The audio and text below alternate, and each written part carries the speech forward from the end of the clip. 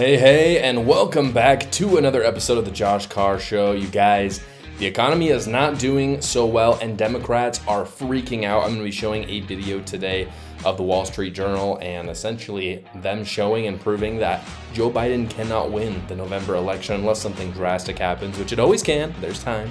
Really quick, though, before I get into that, I do want to talk about the sponsor of this podcast, the History on the Rocks podcast. Guys, it's hard to understand what's going on right now if you don't understand history. And you know what? In school, you learn kind of all the standard stuff, but History on the Rocks really goes into some really specific stuff from George Washington to Nazism, just some really interesting stories that I had never heard. So you're definitely going to go want to check them out. Again, that's History on the Rocks podcast.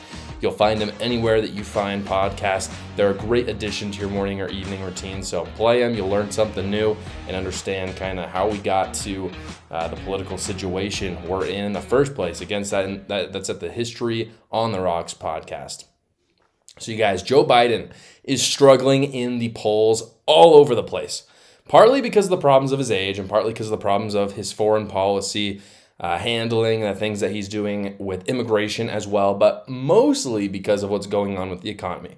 Most people agree that the economy is their number one concern going into 2024. And as I said, the Wall Street Journal did a poll on some of these key things and made a video for it. So without further ado, let's roll that clip. Former President Donald Trump is leading President Joe Biden in 6 of the 7 most competitive states in the 2024 election. These are the states that are going to be the most competitive and most likely to determine the outcome. Here are 5 takeaways from the Wall Street Journal's new poll. The poll found that in a head-to-head matchup, Trump leads between 1 and 6 percentage points in 6 states. The one outlier was Wisconsin, where the 2 candidates are tied. One thing we're seeing in this poll is that President Biden has a significant challenge in holding together the coalition that elected him in 2020. In that same survey, voters were quizzed on which of the 2 candidates they'd prefer when it came to the economy, immigration, abortion, and mental and physical fitness. So the Consumer Price Index came out for the inflation rate for the month of March, and I want to put it up here right now. What you're looking at right now is the inflation rates in total during Joe Biden's administration. The narrative is, and you'll remember, that this was really bad during COVID, and the Biden administration kind of admitted to that, but they said, hey, it's okay, guys. This is just a COVID thing. We had to do this in order to save our economy and in order to save lives, which they did neither of those things. But that was the narrative, right? And for a couple of years, people could kind of stomach the inflation rate. Here are the problems, though. There's 2 things that people need to understand. So the inflation rate came out from the Consumer Price Index. We're at about 3.5%.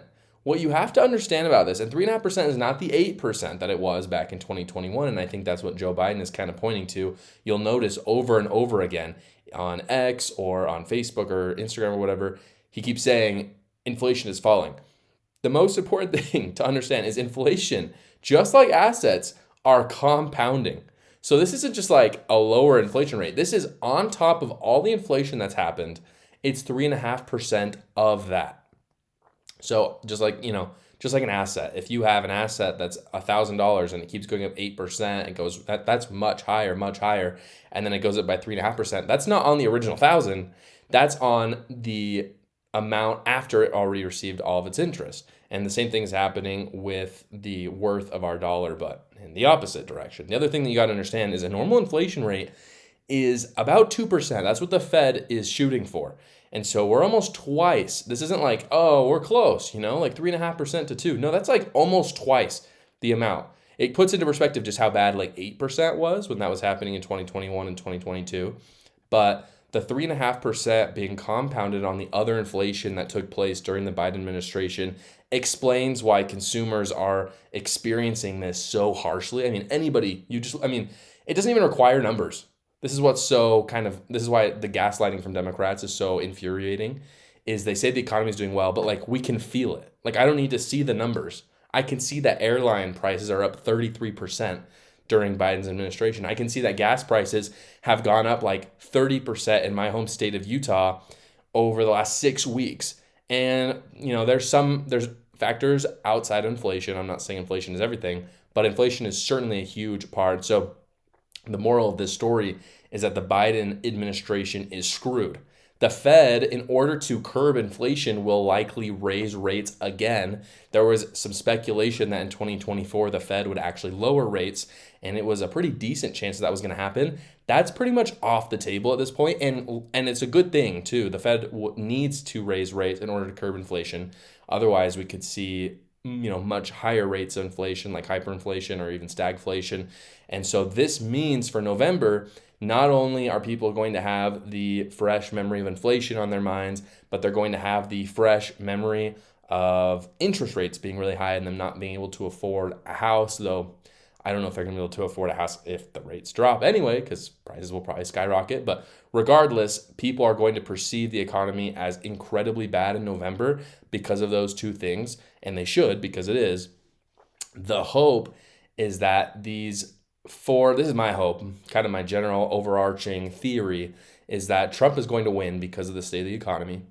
But the long-term hope for conservatives, and this is something that people haven't really talked about, is that we have a very rare case where we have two former presidents who are running for president.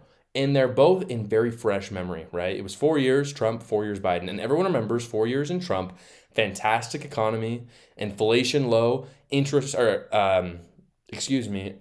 rates incredibly low as well. People can buy homes, the economy was going well. Then immediately after 4 years of just abysmal showing from the Biden administration. And the hope is that people will be able to see these close economic kind of dichotomies. And from that, it's a case study basically to see, oh, this is what happens when you elect a Republican. Oh, this is what happens when you elect a Democrat. And it could mean a lot of future victories for Republicans if they can kind of stage and package that in a way where people see that the economy is just so much better under Republicans.